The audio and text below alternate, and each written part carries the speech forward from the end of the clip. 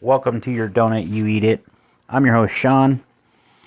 Lately I've been putting my money where my mouth is, and I've been listening to a lot of different music from different people that I wouldn't normally listen to.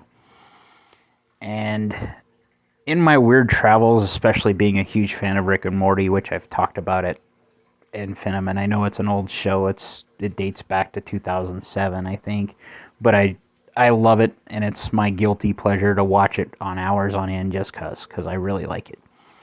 But there's a video that I found randomly, just I guess doom scrolling, and I found a Rick and Morty song video that was actually done with the animators, and it's called "Oh Mama," and in it you can hear a rapper, which I am familiar with through the 2A stuff that I do. There's a guy named Colion Noir who advocates for the Second Amendment. He's a lawyer in Texas. Dude is smooth as hell. I think he would be awesome. But anyway, he did an interview with this rapper called Killer Mike. And Killer Mike is he's very pro 2A. He's got a very unique sound. He's very cool. Well, I've been listening to Eric July and his band called Backwards, and there's a song called Be Great. And then lately I've been listening to Tom McDonald more. And man, if I could pick 3 artists that I would right now, right this second, that I would love to have a collaboration together just on one track that would just be awesome, it'd be those 3 guys. And it's not because of their political stance. It's because when you listen to their rap styles and what they do, I think they would gel cool, and it would be a really neat blend of just cool culture. I don't know if Eric would have the time. I don't know if Tom McDonald would, because he's getting way popular too. And Killer Mike is always popular. He's always collaborating and producing and doing all kinds of other stuff and advocating for his community. If you're not familiar with Killer Mike, look him up. He's the one that came out when they were burning and pillaging all the stuff in the Summer of Love. And he was saying, stop, guys. He was in Georgia, and he was saying, stop. You're burning our own community. Stop it.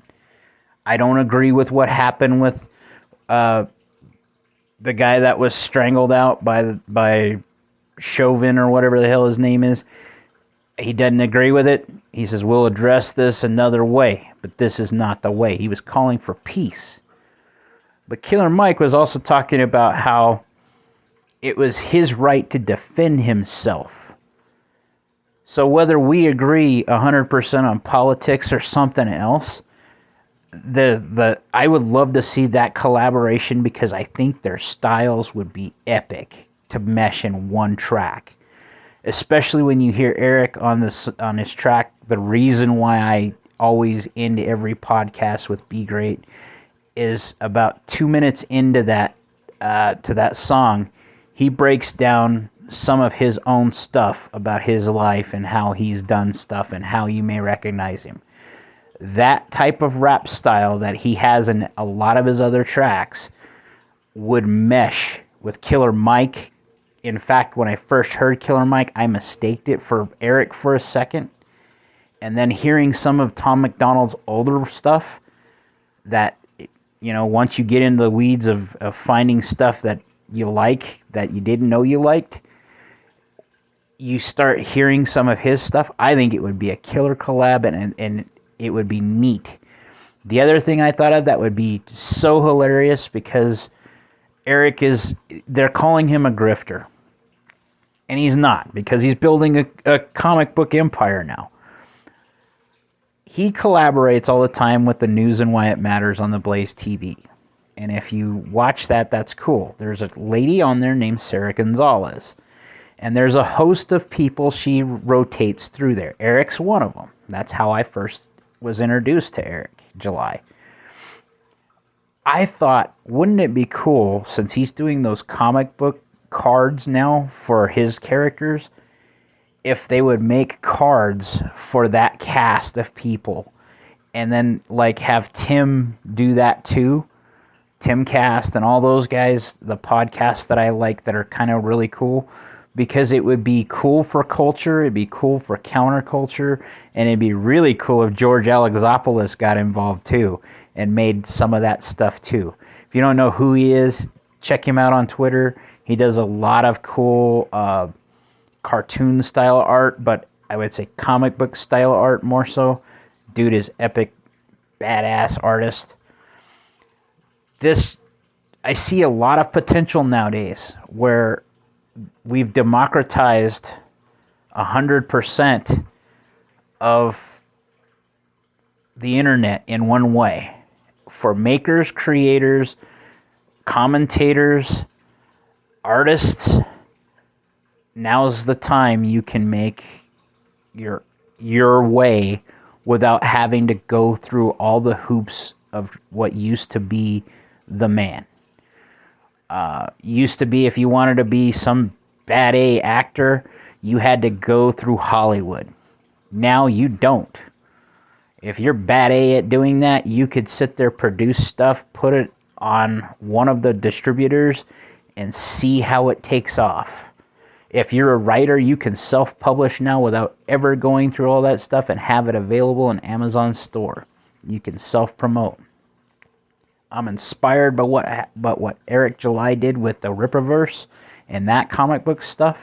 I'm inspired by the stuff that's happened with Timcast. If you check that stuff out, I mean, anybody that can make money off of televising the chickens playing in a coop, I don't know what to call it, because he calls it Chicken City, because quite literally it's very nice. And the chickens in that city or that coop actually have their own chicken tender that goes and feeds, waters, and makes sure that they're all taken care of and exercised and all that other stuff. And that's just because Tim doesn't have time for it. It'd be also cool if there was like a comic strip that Seamus Coughlin did with all these guys, like with Michael Malice and Tim Cast and Alex Jones, all these guys, and Blair White and Elijah Schaefer and Sidney Watson. All these guys know each other, and it'd be really cool to see them do like a comic strip where they're trying to get ready to do like some show or something, and have it all done with Seamus and have the characters voiced by the actual people. It would be really cool. And I know Seamus knows all those people too. He's an animator. He does Freedom Tunes. So there's a lot of cool stuff there, and I'm inspired when I see my kid's mom. She makes some of the coolest stuff randomly. And when I say randomly, some of the stuff is of her own volition, where she's doing it for her own purposes, for sale or whatever. Some of it, people bring to her and say, hey, make me an arc. And she's like, well, what the hell do you want? And then they tell her exactly what they want, or kind of what they want, and she kind of extrapolates and builds it. Or prints the pieces to build what they ask for. They don't pay her enough for what she does there. It's interesting when you start seeing the people doing stuff, being creative. And that's what's so awesome about even trying to do stuff like this, like podcast. Get your voice out. Get out, commentate.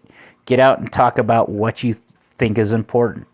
I think the collaborative aspects of this and the death of the gatekeepers, so to speak, is awesome. Like, share, subscribe, be great.